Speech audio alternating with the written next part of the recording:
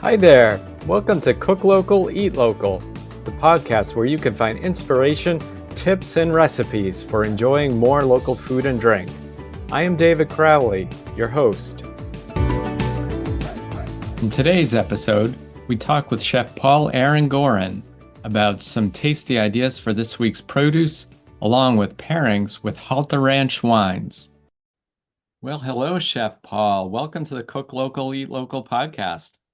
Hi, thank you for having me. Excited to be here. Yeah, I'm excited to have the conversation. I've had a chance to enjoy a number of Halter Ranch wines, and when I saw that the winery has its own chef there on the property, I wanted to I thought this would be a great way to talk about one of my favorite topics, which is food and wine pairings and how to cook with local food. So, looking forward to it. Yeah. Great. So before we dig into, as I mentioned, these episodes tend to always revolve around like fresh food, fresh local food, and this we have the bonus and talking about how things we might cook with those things compare with some great wine. So this is sort of like it has some bonus features in this episode. But before we dig into that, I would love to learn a little bit more about you. So. You are a well-established chef, recruited to be at Halter Ranch. So, how did you get into cooking? Is it a lifelong thing or something you found along the way? Yeah, so my parents grew up very closely with my parents. But every weekend, my dad's a great cook. But every weekend was a birthday, a wedding, a funeral, a baptism. And so a lot of their friends would contact my dad, oh, could you cook this? And they did a lot of entertaining at the household that we grew up in. Hmm. And so it was helping him do the dishes. That's where it started. And then next thing you know, I prepare a dish here or there. Um, I thought I was going to go into the medical field. Practically my entire family is in the medical field. And Okay. then filled out application for culinary school. And next thing you know, I'm on my way. So that's really where it started growing up and just being in the kitchen with my father. I'd probably say probably 8 years old, 9 years old. And then it kind of progressed a little bit more as I got older. But always loved. I just remember times growing up, we'd travel an hour and a half or maybe even 6 hours just to eat at a restaurant, and uh, and then head home. So yeah, Wow, a serious foodie family. I love it. yeah, yeah. So that's kind of how it started. Excellent. So Well, it's fun to hear the influence of a dad who does enjoy cooking. That's the way it is in our household as well. So we'll see if I have a 19-year-old at home. We'll see if he picks up on my passion for cooking. My wife has a lot of talents, but cooking she leaves to me. So if anybody's gonna be a foodie influencer in our house, I guess I get that mantle. So glad to hear your dad played that yeah. role for you. Nice. Um, how did you come to be at Halter Ranch? I know it's a special place we'll talk more about, but just kind of connecting. You obviously didn't go straight from culinary school to that spot. Yeah, so I've been here upcoming for 6 years now, and before that, I was with another winery restaurant, and it it was just an opportunity. They had a position open, and decided to bite the bullet, leaving a well-established restaurant and winery to.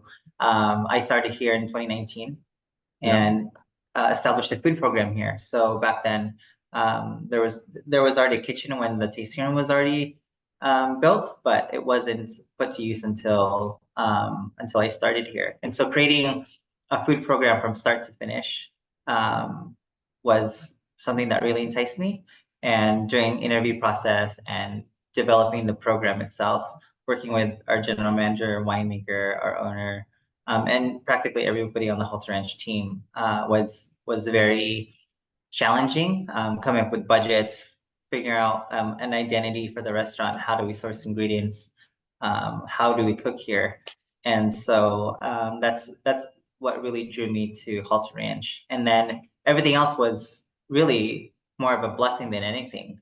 hmm Um, our owner, our general manager, like definitely gave me a lot of opportunity that I could never repay back. But it's almost for me, it's a kind of a dream come true. So we're certified organic. 2023, July 27th, we were certified organic. The vineyard was. It's a Yeah. 3-year process. Wow. And when we started those talks, our general manager decided to start a certified organic chef's garden as well. And Wow. so at that point, it kind of became clear the direction that we needed to go. We always sourced locally from the very beginning. Mhm. Whether it was vegetables, we work with biodynamic farms and organic farms in the area. But it wasn't until we started that organic garden is where we decided, okay, this is kind of has to make sense what we're doing here. And so we only source locally as organic as much as possible, whether it's to farmers market or directly to the farmers and their farms. We only use wild and in-season fish, and we try not to use any farm raised, regardless whether it's a private event or our signature events or in the food program. We try not to carry over any farm raised things. For the most part, our chicken, pork, beef, lamb. We, as much as possible, we use locally. We have harvested in the past here. We've done estate pig. We have cows on our properties that graze. We focus on regenerative farming as well, and so using sheep to graze the property is Oh yeah. important for us. So those Mhm. animals will make it back onto the plate. Yeah. And whole animal harvesting using what's available. So we try to use as much as possible, try not to go to waste. We compost everything. Um, and yeah, even we have like other farms around the area that, oh, we have um, venison, venison on their property. When their antlers go to velvet, they'll harvest. And so, we try to use and support what's within our area first before sourcing outside. And so that was the challenge. And it's an ongoing challenge because you need, the labor, Mhm. you need to constantly teach the cooks in the kitchen, and do right, turn something into a product that guests want to buy and want to eat. Yeah. And so yeah, it's challenging, but it's fun. And as a cook first before a chef, that's a responsibility. Yeah, that sounds wonderful, and I can see how that's really the food program there it seems very compatible with the winery's approach. Yeah. So now, how do you think about, so that's, I see that kind of foundational value, with those kind of organic and sustainable kind of concepts. How do you actually approach marrying the ingredients you described with, the kind of a pretty wide range of wines that are produced there, Halter Ranch? Your question gave me goosebumps, honestly. And for we always like to think that we're farmers first. So to me, it starts with the soil. And so in what we do here, wine is our bread and butter. And so we focus on the soil health, and then that'll translate to great grapes and Mhm. practices from start to finish. And in terms of the food as well, you can't have great wine and mediocre food. Right. Um, especially with what we do here.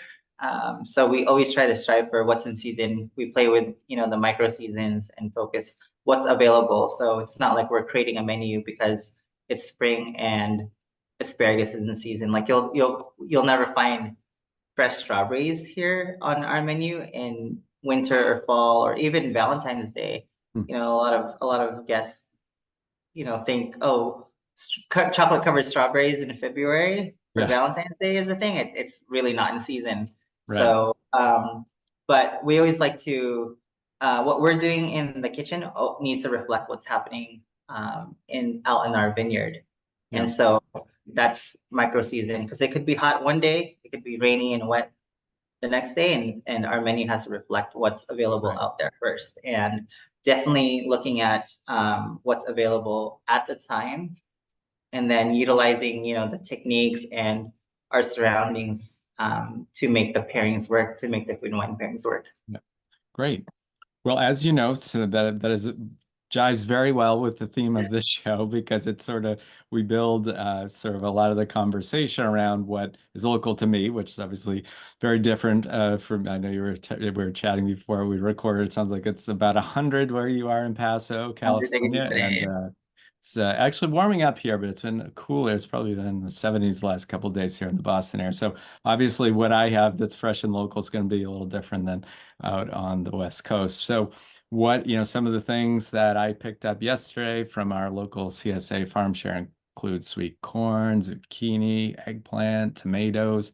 And I don't know if you can see my hat, but there's a local company called Walden Local Meat, and it's a local meat delivery service that I use. So similar. So I think we consider, it might not be from your vineyard or property, but it is local here. So if we can play along and think about with those ingredients, there are three wines we want to talk about and if you had these same ingredients that I have available, because I do have those wines waiting in the wings to do Yeah.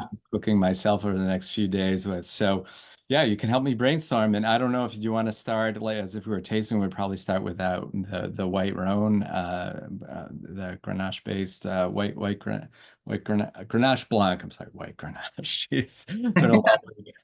Yeah, what with if you had some of those ingredients, maybe potentially some local meat or fish if needed, what might you cook up? Well, Grenache Blanc is really, I for me, Grenache Blanc is bright and crisp and enjoy it chilled. Fish definitely comes to mind. Hmm. Right now we have wild Alaskan halibut, and Oh, then nice. locally we also have local halibuts here, but a nice delicate white flesh fish. Hmm. Just pan sear it real quick. Baste it with a lot of butter, but definitely accentuate the wine with acidity. So fresh lemon, some lime juice.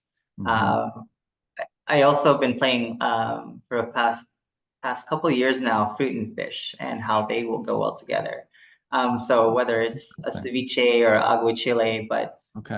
summer for right now, like our markets here have cantaloupe and watermelon, and so trying to figure out how to take a fruit and turn it into savory so it'll pair well with Yeah. fresh fish Ooh, and the nice. wine. Yeah. So I for me, actually I have look at it. oh, sorry, go ahead. I was Oh gonna no, say go I ahead. also have a fresh cantaloupe, local cantaloupe was in the share too. So it's like, I often just eat that plain. I wouldn't have thought of Yeah. thinking about how it You might could be on the juice, I plate with mean, the for me, fish. like I look at it, like if you take a cantaloupe, Hmm. there, and how I look at it is there's always, nature always has some kind of counterpart, whether it's a Mm-hmm. melon, different varieties of melon, Yeah.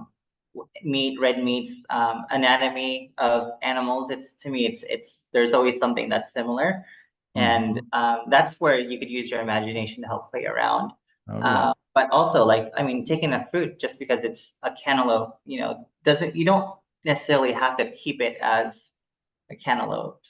Yeah. So, for example, a cantaloupe is nice, plump, juicy, sweet. But you want to bring out that sweetness and helping bring that out is actually cooking it.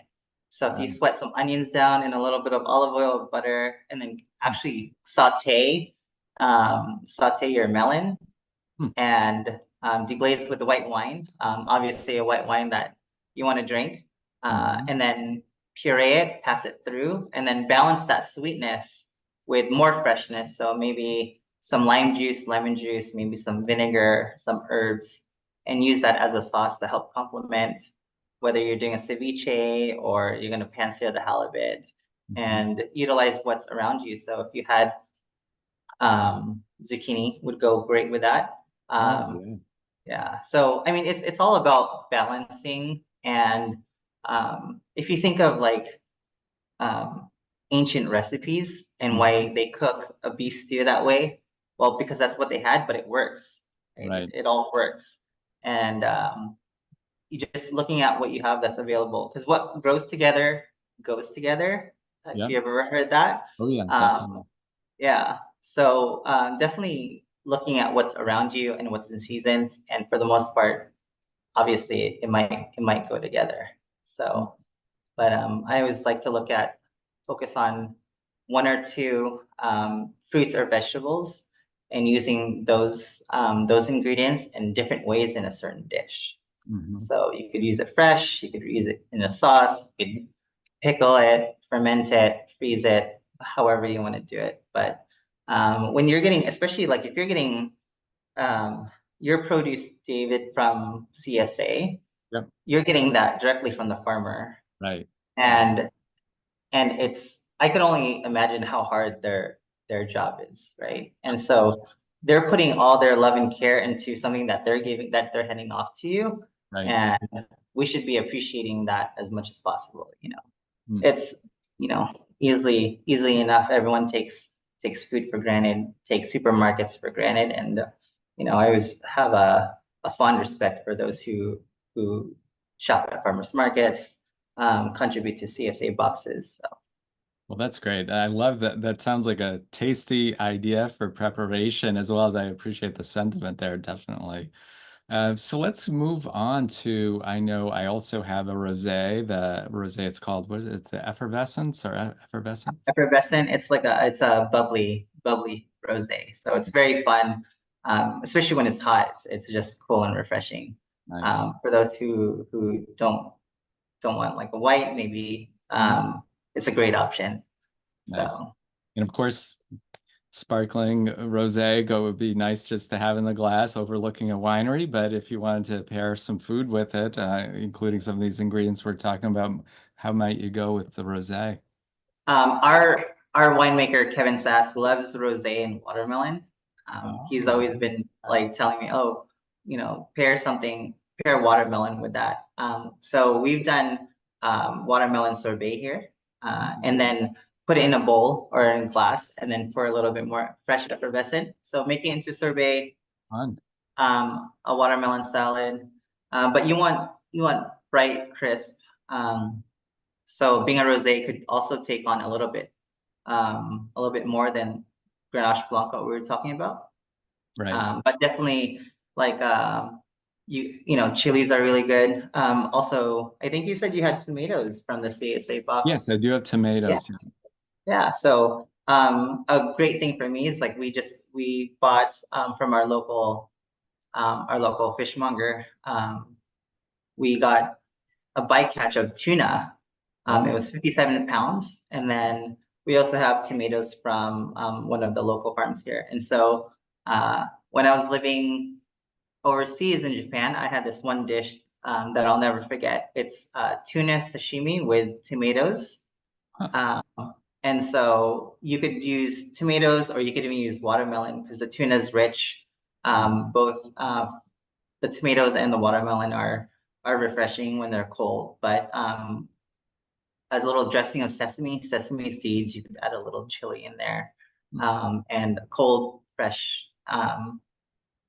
When you're eating it and having this bubbles, it just helps. Like when you eat something really cold and you have a sip of bubbles, like the temperature is like one of the first things that you notice. Oh, yeah. And so it's a play on texture, on aroma, taste, and obviously temperature. So sometimes like a lot of us when we eat, we just, oh, is the food hot? But Mhm. sometimes you have to think too, like it has to be cold. Right. So but definitely I think with our effervescent rosé, watermelon goes great. A nice tomato salad goes really great. Pair it with something a little bit rich to help, so that way the wine can break that richness, bring Hmm. that yeah, break that richness apart. But Yeah, that sounds good. That sounds really good. And so when you're coming up with these I mean, you're kind of just getting so creative so yeah. easily it becomes natural. But when you how are you? So it sounds like you are starting with what's fresh and local there. So like, are you is that kind of your challenge? Are you starting to think what you're gonna make? Do you have a specific wine you're trying to work on a dish for when you're coming up with an idea based on the ingredients you have, or Yeah, so I think first, if I'm looking at the restaurant side, I'd like to focus on the wine first because we are a winery. yeah. And so whatever's available, then I look whatever wine is available, then I look into the markets or farmers and see what's Oh, available then. yeah. But if it's at home, for example, and oh, okay, I was given this, ribeye steak, and then the wine would come later at home. But for Yeah. here at the winery, at the restaurant, wine is first, Makes and then sense. I look for inspiration from the local farmers. Okay. So sometimes it works, sometimes there might be things that that I won't be able to use, but then that's where, for us, um, anything that we've been fermenting or pickling um, for throughout the years is something that we could help use, whether it's fish. I mean, sometimes, a lot of guests don't realize that white fish or salmon can go great with a red wine. Right. But definitely, I think it all depends the purpose. So whether it's the wine first and then the food second, or food first and then wine second, and I draw inspiration from what's available around. So Yeah, yeah, that makes a lot of yeah. sense. But as a chef, I just don't call somebody, hey, I want this first. I want strawberries in the dead of winter. It's not gonna happen. Not So gonna happen. All right. I'll yeah, remember. I want to visit yeah, Halter Ranch one of these days. I'll be sure not to order yeah, strawberries in February. yeah. Good. But I mean, that's a good, I mean, not doing stuff like that, it shows your focus on it. Like that similarly, like I will not do asparagus out of season. I am not as quite as hardcore as you are. There are a few things, people, if your son's gonna eat a few vegetables, I'll break the rules a little bit. But Yeah. like certain things like are so seasonal to me, asparagus, tomatoes, like we don't have them in our house when it's not the. Mhm. That's great. Yeah. Yeah. Yeah. Well, great. I know we have one more wine to talk about. You mentioned red wines, and we do have a red wine waiting in the wings, the CDR. So that's a Rhone style blend. I am assuming, is it mostly Grenache or is it kind of balanced? Yeah, it's a blend. CDP stands for Côte de Paso. So Oh, that's what it like is. CDP. yeah, Okay. yeah. So like Got it. it's like Côte de Rhone style, but I didn't know. Yeah. Yeah. Nice. it's that's 70% Grenache and Yep. 15% raw. Okay. And there's Mourvedre, and this year we've had Tannat in the mix too. Oh, okay. But it's a great drinking wine. It's one of our best sellers. It's definitely a crowd favorite here. And that's probably for me, it's one of our, if not our most versatile wine. Because you can have it with spicy food, you can have it with Oh. fish, definitely red meat, smoke. It takes on smoke really well. Mhm. Um, but braised items, yeah. So it's So a lot of choices. Any ideas that might incorporate some of that and still use some of my produce? yeah, so I think so for me, sweet corn, like you have, I love sweet corn. I love using corn in different ways. Hmm. But if you take your corn and just saute it, whether it's with butter, olive oil, some onions, some aromatics, and saute it like I can't remember what it's called, but um like a fricassee, if you will. Oh, okay. That's Mhm. always great. That's an easy dish to cook at home. Mhm. If you want to get a little more technical, you could puree the kernels and juice it, Mhm. juice juice the corn kernels, and then cook it over the stove, constantly stirring, and it'll get thick. So the starches will thicken up, Yeah. and you can pound it with butter, and it's like a Yeah. uh, Oh. corn puree, and that's that makes for a great polenta. You could throw in a little bit of fresh corn kernels in there as well. Mhm. We try not to waste anything here, whether we put it in compost or we give it to our animals, Mhm. but the cobs you could use for milk, freeze it, you could make stock. Yeah. But CDP takes on that sweetness really well. A great piece Okay. of grilled or smoked chicken with Yeah. the sweetness of the corn. I love zucchini and summer squash are one of my favorites. If you've ever tried grilling the zucchini, Oh, that sounds like a good idea. you should definitely try. But here's another because if you have basil in your CSA or in your Mhm. local farmers market, make a pesto and Yep. then toss grilled zucchini. Grilled Oh, zucchini in the pesto is hey. it's one of my favorites.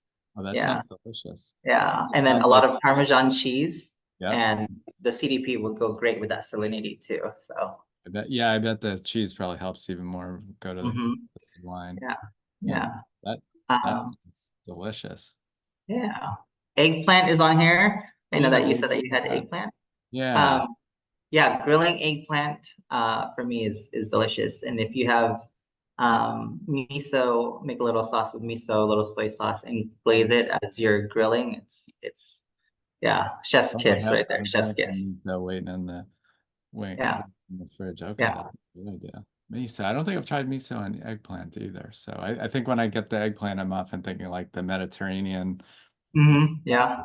fettuccine, like Greek type Yeah. recipes or whatever. But the miso, I'll have to try that. Yeah. Yeah. That sounds It's really good. yeah. So you've kind of hit upon it a little bit. I have not had the pleasure to visit the winery yet. So you've referenced the restaurant. So it's like a full restaurant as well as we can maybe give us an idea of the overview if I or someone listening came to visit, what would the opportunities be for folks to taste and dine and all that good Yeah. stuff? So we have three locations. We have two in California and one in Texas that recently opened. Our flagship location is the estate in Paso Robles, heart of wine country here. It's nestled in 2,700 acres. We have a restaurant 7 days a week. We focus on lunch. We do private dinners and signature events throughout the years, but for lunch, we're open 7 days a week from 11 to 3:30. The menu changes quite a bit, pretty often, and sometimes you'll see our estate beef on the menu or estate lamb. Sometimes we'll do local chickens when it's available. We've done whole rabbits on property before, venison. They can expect a cuisine that's definitely local, micro-seasonal, and that changes with the times. It's not stagnant. And definitely like we like to take our approach to food seriously because it's in my mind it's how we should be eating. Eating with nature, especially when something is in its prime. I feel like it's our responsibility to use that. Our Temecula location in Southern California is a tasting room as Oh, well. Our newly opened Texas location has a restaurant named after our owner, Restaurant H, and they focus on Texas Hill Country cuisine first. So product that's within the Hill Country, and then we look at Texas. So nothing that we're really using in terms of center of the plate items are outside of Texas. The yeah. Oh, beef, okay. the pork, the cheeses, the bread, everything stays within Texas. The pecans, the peaches. I mean, it's as serious as you can get in terms of sourcing. So, but Texas is 5 days a week, Wednesday through Sunday, restaurant menu as well for restaurant, and they focus on lunch as well. Right. And I just recently, I think, learned about the Texas branch or vineyard or winery that you have are they growing, they're making wine with local grapes from Texas too. I know there's sort of a more wine from Texas than some of us, especially in the Northeast, would realize. Is that the idea? Yeah, Or so we have our winemaker, Kevin. He sources from two vineyards in the High Plains, and they're also both certified organic. yeah. And we have May 7th of this year, we were certified organic. It's a 2 acre or a little under 2 acre block of grapes that we'll be using for the Texas exclusive winery as well. Okay. But yeah, definitely sourcing organic, and we'll have Texas exclusive wines um, to our Fredericksburg location. Oh, that's exciting. I know it really comes through. I've read about, the real strong commitment to the environment and stuff that Halter Ranch has always had. And talking with you, it's cool to see how it plays out and how the food is coming in alongside that. Now, it does sound like, the best way to, really fully appreciate it is to come out and visit. Now, I know people probably can't try your food without getting out and visit, but they can be inspired by it and along with a bottle of Halter Ranch wine. So, if for talking about the wine side for a minute, I know that's not your primary focus. Obviously, you're pairing with it, but for folks that do want to get to, if they've been enticed by one or more of the wines you've been talking about as we've been chatting, want to try to duplicate it. What's the best way they can order the wines online? I believe is there a wine club? Any of that sort of basic info you can highlight for folks that Yeah, would get their hands on some of the wine. yeah, definitely online is the easiest and most convenient way. We have three locations, which they could also visit, but for the most part, if they can't come out and visit us, then definitely online is the best way to make that connection. Right. So Great. That sounds good. Before we part, we've talked about a lot of good food, but I want to hear an example of something delicious and maybe with a pairing that you've had recently. It can be something you served in the restaurant, or maybe you can give us a glimpse inside of what Chef Paul is cooking up at yeah. home. But your choice. So I'm actually working with a local nonprofit right now, and they do somewhat of CSA. They're called Harvestly, Yeah. but so what they do is they work with local farmers around the area within the San Luis Obispo area county, and they deliver those fruits and vegetables to farmers markets, but also at the houses and restaurants. Yeah. So currently, from what I understand, we're the only restaurant aside from one other one that uses them, Oh, cool. and it's convenient for us because they're delivering fresh produce instead of us having to go to the farm. But we they delivered some eggplants, some local sourdough bread, Huh. zucchini, tomatoes, and so I made a ribolita. Oh, yeah. Um, yeah, so I made a little soup, a chunky vegetable soup. Yeah. When I was living in Florence, that was like one of my favorite things to eat. But croutons, Parmesan cheese, olive oil, and little chicken stock. But it was, pretty tasty. But like I said, like what grows together goes together, and I Right. just made a chunky Italian soup. Using zucchini, almost the things Yeah, that you it mentioned. sounded like it. I have like another idea. I'm gonna have Yeah, to like ask for a repeat of this same share for a couple of weeks then. yeah. I like good So, ideas. um, yeah, I don't know. In California, we're pretty blessed to have, the type of produce that we have here. So, but definitely, actually had it with CDP, a lot of Parmesan cheese and olive oil, but it was light but hearty Oh soup. yeah, So, that does yeah, that does sound delicious. And well, this has yeah, been very fun. And I'm getting pretty hungry. I know it's closer to lunchtime there, but actually it's early for dinner. I'm gonna need a snack. I'm kind of thinking about what I might be able to fix up. I maybe that cantaloupe. That cantaloupe. yeah, Okay, nice little cantaloupe with some protein. Yeah, sounds good. Oh, and before we close, so we mentioned the website. If you want to just mention, if you happen to know it off the top of your head, I'm sure people can Google Halter Ranch with the website and yeah. are pretty active on some social platforms. Just where can people find out more and follow along with what's happening at Halter Ranch? Yeah, so halterranch.com is our website. We're pretty active on social media as well. So Instagram, Facebook. There's also a YouTube channel. Great. And yeah, so we're pretty active. A lot of the stuff, a lot of the content is what's happening, live throughout the day, throughout the week. Any updates, but yeah, give us a follow. Yeah. Excellent.